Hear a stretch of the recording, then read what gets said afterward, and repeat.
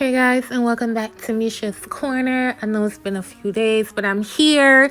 Let's make this loaded baked potato. Today I'm going to show you guys how to make this delicious cheesy chicken and broccoli loaded potato. So let's get into it. These are my two potatoes. I got it from the Kroger store. You see how they big. So I'm just going to poke a couple holes in it just so the steam can escape.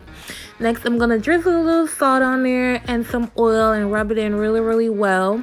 And you can also do this with sweet potatoes too. You don't have to use the Idaho potatoes that I'm using. And you want to get the oil and salt all over. You want to cover it and pop it in the oven and just bake them until it's nice and tender. So this is the chicken. I'm using boneless, skinless chicken thighs. I'm using my own spices, Spicy Girl, and it's lit. Lemon pepper. Comment below if you caught my spices. Let me know what you think. And this is how your chicken should look. Make sure you season until your ancestors tell you to stop. You do not stop until you hear voices. Okay, that's what we're gonna go by.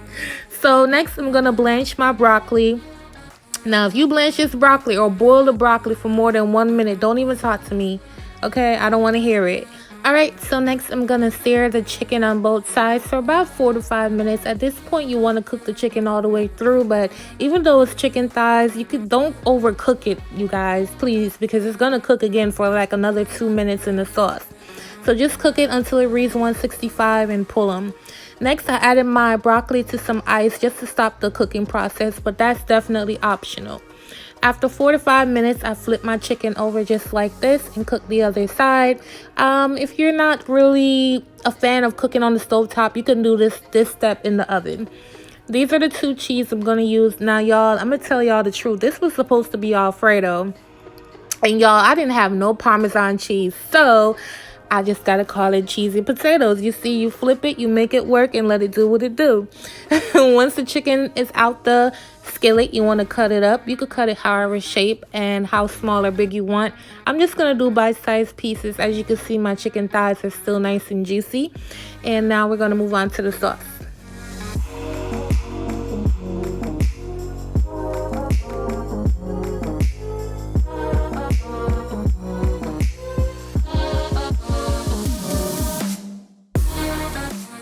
Alright, so let's make this sauce. I'm going to add my garlic to some melted butter. Remember, all ingredient measurements will be in my description box, so make sure you guys check out for that, as well as the links to purchase my spices and whatever else you may need.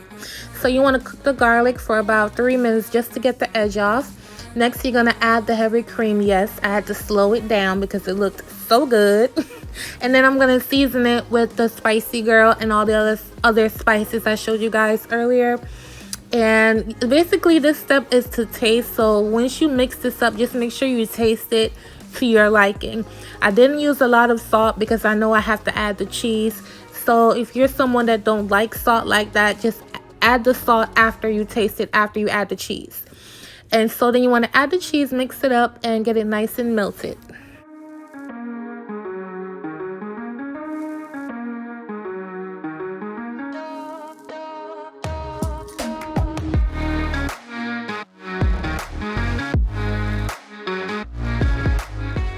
Y'all, me looking at this just made me wish I had some pasta to sop all of this up. If you don't have potatoes and you want pasta, just pour this right over your pasta, y'all. Look how delicious and amazing this looks. Or if you're on keto, you know, just eat it just like this. You don't need the potato or the pasta, okay? So this is what my potato looks like right here. It was still pretty hot, and you know, I was a little finicky when I was handling it, but you just want to score it and just like move the flesh of the potato, move it around so that when you pour the sauce, it'll get everywhere. Now this step right here, I did not season the potato. I know someone's gonna go crazy. You do not need to season the potato. There's more than enough flavor going on in the sauce, the cheese, the meat, everything. You will not need salt or pepper. So this is how it looks, you guys. And like, oh, child, I don't know if you got a man or a woman. Look at my mouth, just watering. You need to make this for your spouse. I want to thank you guys so much for watching my videos.